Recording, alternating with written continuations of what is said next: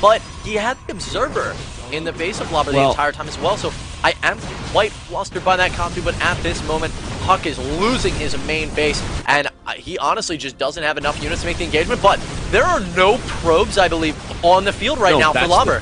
That's the thing I was about to bring up. We've got some probes here that have snuck out for EGHuK. So he can go for a base trade scenario here. And, oh man, we see that he used 2 force fields there to make sure that none of the probes of Lobber actually escape. He's focusing down that Nexus. And, oh man, he could go for a huge base raise here and just start a new base in his opponent's base. All right, and there's no pylons anywhere else, man. All he's got to do is keep putting force fields down. How many sentries does he have at this moment? He has 4, so he's got a good amount of time to lay down force fields. But remember, the Warp Prism is still on the field, so that will give him access to the high ground until he loses it. Now, where is that Warp Prism? It is flying around down here in the low ground area. Really wanted to, I think he wanted to pick up a probe with that Warp Prism, but... Well, that's what he's still trying to do. There's 2 probes that are left on the left side here of Lobber's base, so he's trying to sneak that Warp Prism in to pick a couple of them up. But EGHuK's going to win this. He might. It's going to be very close. I mean, Lobber's got 800 resources there in the bank, and all he needs to do is for his buildings here, at least one of them to stay alive, for him to get that probe over to this, like, destructible rock space here. All he's got to do is put a pylon down over there or something, and then build a new Nexus. This is one of the craziest games I've ever seen in my life.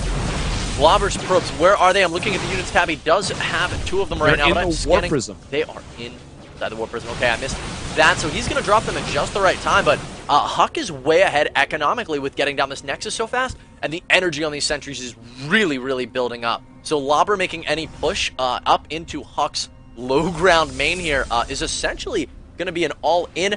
Going to be building his Nexus right next to EGHuK down on the low ground. So we're going to see this game restart pretty much, guys. We'll see if Lobber tries to make a move into EGHuK, but he does really risk his army being split by these sentries if he chooses to go with that route.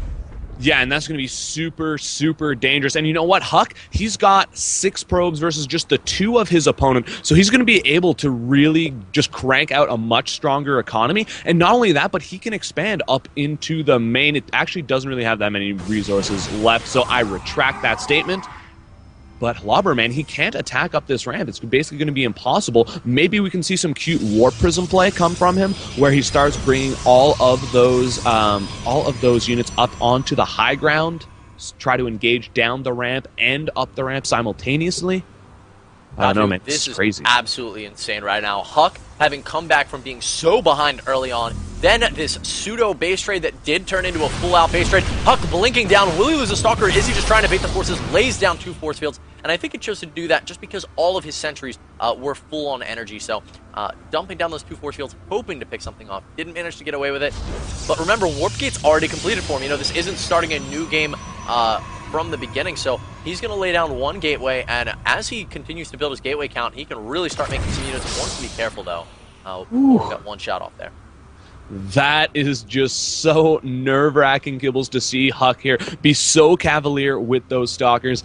And, oh man, Lobber here, he's going to go for the push. He baits out 1 force field here. Essentially, EGHuK has to make sure that he never has less than 2 force fields left on these sentries. If at any point he ends up in that situation, then Lobber can just charge up this ramp, do a lot of damage, and there we go, blinking back yet again. And this is actually some mistakes here by Lobber. He keeps trying to force field Liquid EGHuK's army, and there we go, Lobber trying to push up, but these long-range Stalkers here engaging a bit. I think that EGHuK made a bit of a mistake. Nice job there. He's going to get himself a free Stalker and 2 sentries, and keeps force fielding, man. Oh, nice. Another Zealot gets caught there.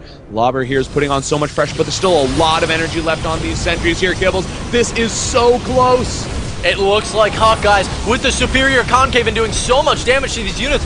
Nice iso. Oh my god, that pickup by the Warp Prism was absolutely fantastic. Lobber managing to save that Stalker, but the unit count for him is depleting rapidly, guys, and the food now favoring EGHuK 30 to 15. He's only got 2 Immortals left and a Stalker. Nice micro coming out of Lobber, but I just don't think it's going to be enough, Katsu, and I think we're going to see GG from Lobber, guys. EGHuK coming back, and there it is.